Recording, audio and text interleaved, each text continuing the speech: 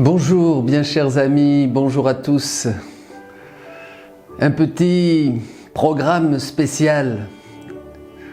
Vous avez vu cette photo qui est impressionnante. Donc dans notre région, pour résumer un peu ce qui s'est passé, il y a eu samedi dernier, 28 mai, vers 15 h, une avalanche. Comme jamais on l'avait vu depuis certains disent 25 ans. Des grêlons gros comme des œufs ont détruit, saccagé absolument toute la vigne, toutes les récoltes d'une région, à 90%. Une vision de désolation, comme disait un journal. Et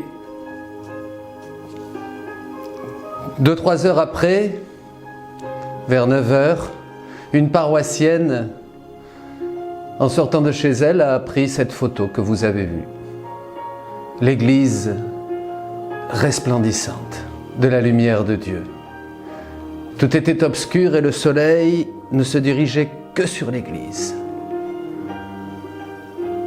Je ne suis pas un affamé de signes et de rechercher des choses extraordinaires. Ce n'est pas dans ma nature. Mais souvent, il faut se rendre compte que certaines choses qui sont décrites dans la Bible se produisent. Et je voudrais vous partager un petit peu tout ce que cette photo a évoqué dans le cœur de beaucoup, mais enfin surtout ce que Dieu nous dit à travers ces événements, puisque nous faisons partie d'un tout. La nature, l'homme, Dieu nous parle à travers toutes choses, bien sûr. Nous faisons partie de cette création. Et Dieu utilise sa création, le soleil, la lune, les étoiles, la mer, le vent, comme le chantent les enfants du cantique dans la Bible, cantique de Daniel et toute la Bible. La création est parole de Dieu, bien sûr. Et en ces temps si tourmentés, si chaotiques, si obscurs, si violents, où l'homme va à l'encontre de Dieu, nie Dieu, rejette Dieu, blasphème Dieu, se moque de lui. Je faisais encore allusion à cette terrible nouvelle de l'avortement qui est passée en Irlande.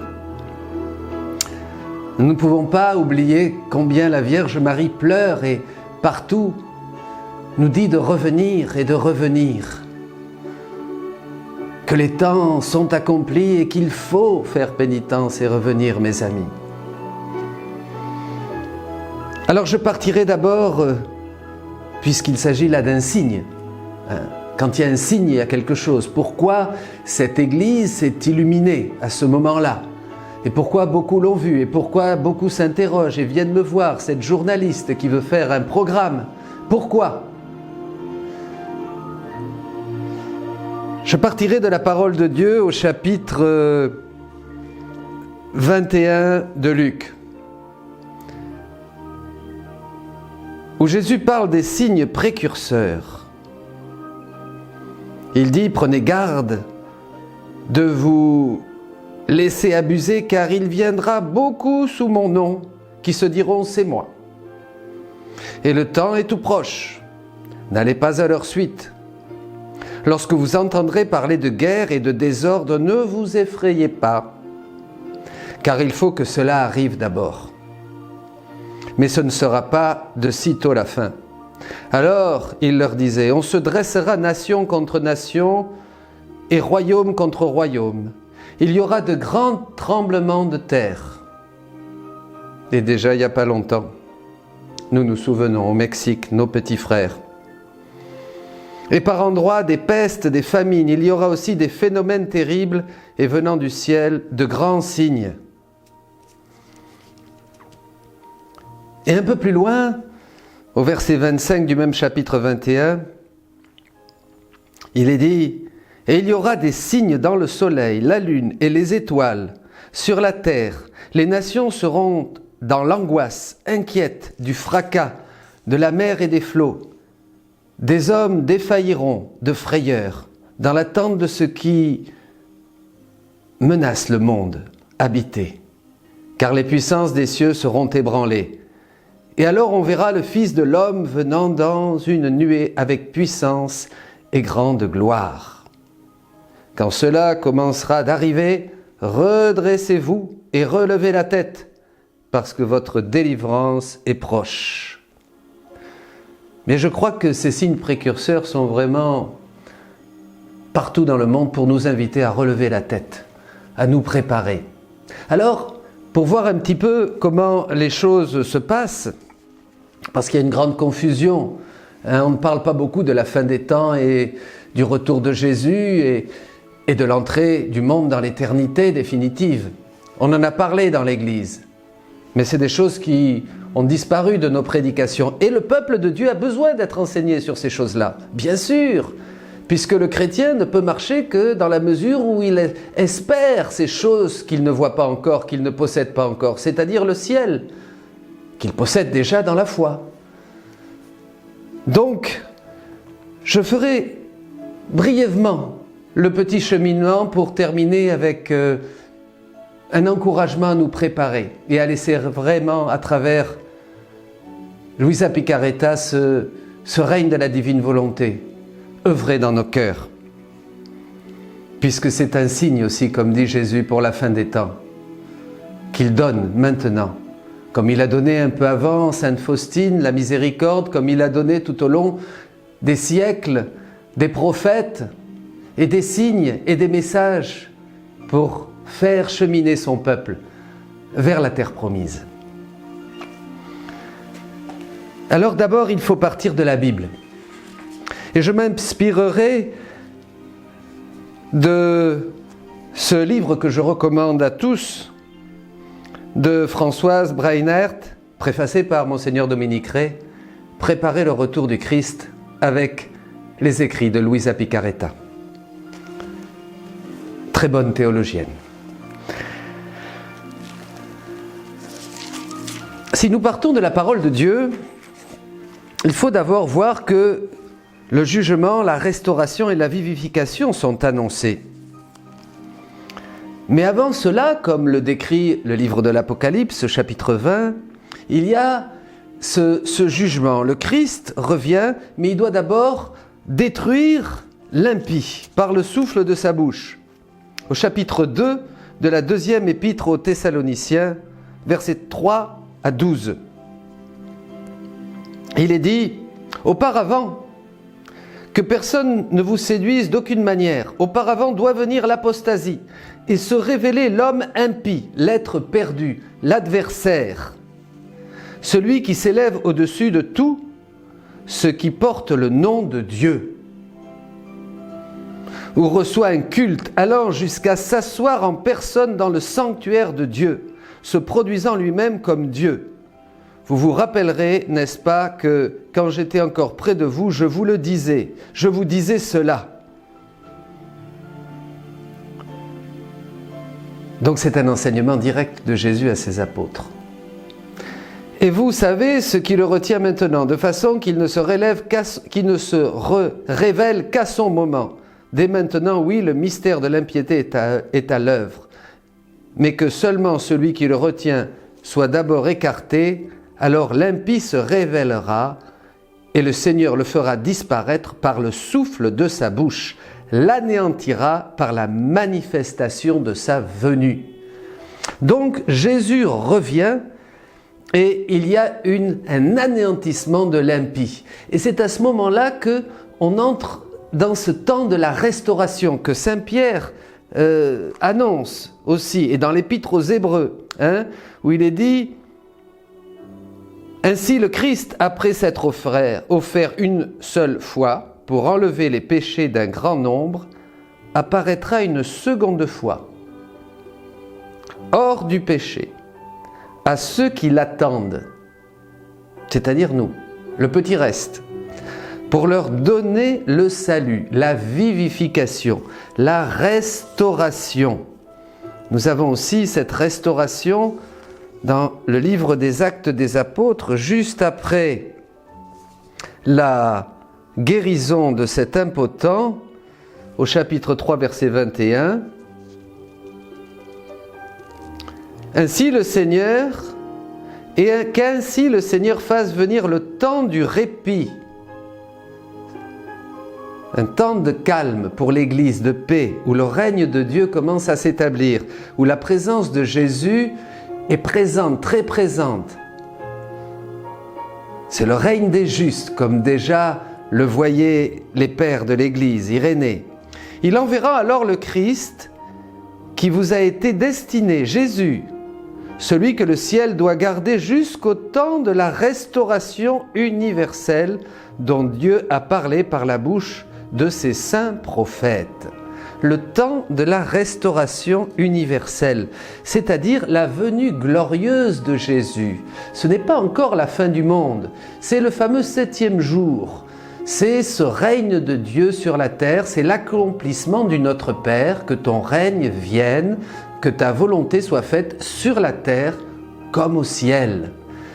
Voyez ? Or, le 8e jour sera l'entrée du monde dans l'éternité et la fin du monde et le jugement définitif des nations, bien sûr. Mais il y a ce 7e jour qui correspond à ce que dans le livre de l'Apocalypse,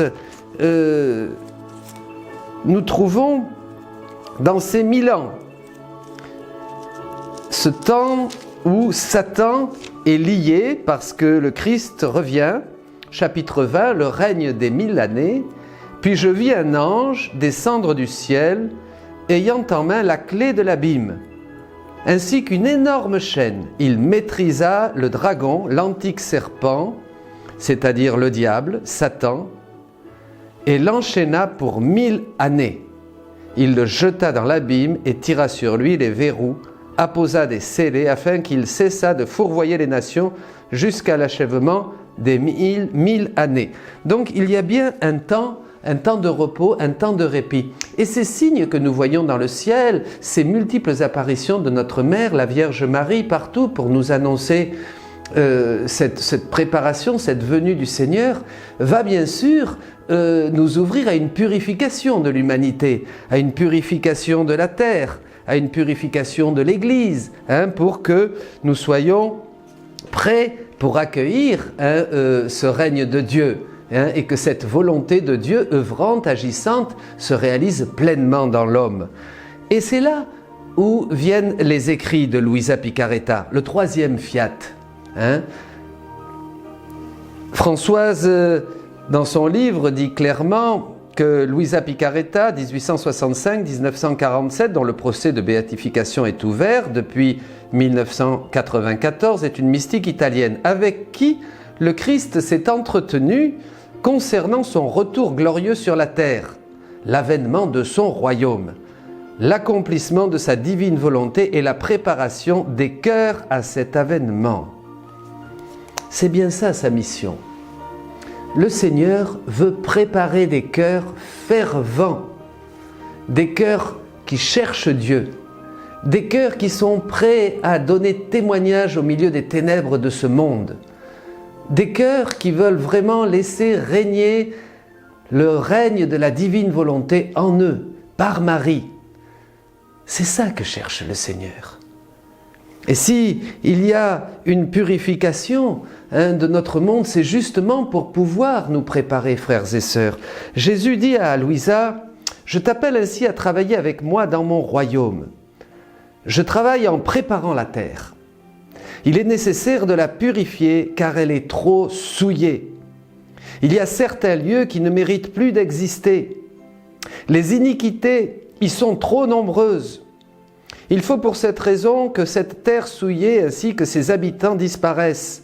Le royaume de ma divine volonté est le plus saint, le plus pur, le plus beau et le plus ordonné royaume qui doivent venir sur la terre. » Mes amis, c'est clair. Je crois que beaucoup de ces signes dans le ciel et de ce qui se passe et qui font entrer dans la peur et dans la confusion un grand nombre sont pour ceux qui se laissent pénétrer par cette lumière du Seigneur. Dans ta lumière, nous verrons la lumière. Pour cela, c'est le temps de se préparer. C'est un temps charnière où nous entrons dans une nouvelle ère, dans un nouveau printemps de l'Église, un nouveau printemps du monde, dirait Saint Jean-Paul II, dans une nouvelle Pentecôte. Le Saint-Esprit vient pour que s'accomplisse ce que Jésus annoncer dans le Notre Père que le règne de Dieu descende sur cette terre, dans le cœur de ses enfants, qu'il y ait une réconciliation avec toute la création qui gémit dans les douleurs de l'enfantement pour voir dans ces enfants de Dieu la pleine révélation du royaume. Oui, que ta volonté soit faite, Seigneur, sur la terre comme au ciel. Ouvrons nos cœurs et que Dieu vous bénisse.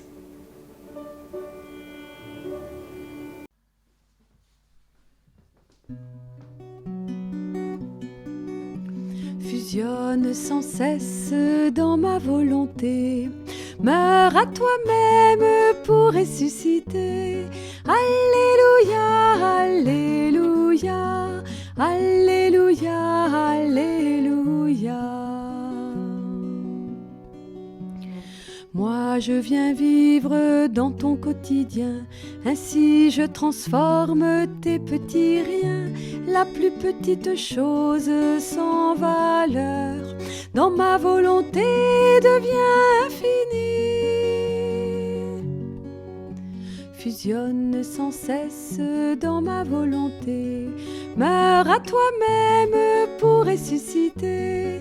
Alléluia, alléluia, alléluia, alléluia. Mon amour enfin révèle ses secrets. J'attendais ce jour de toute éternité, prodige des prodiges dévoilés. Revenez-vous tous en ma Trinité.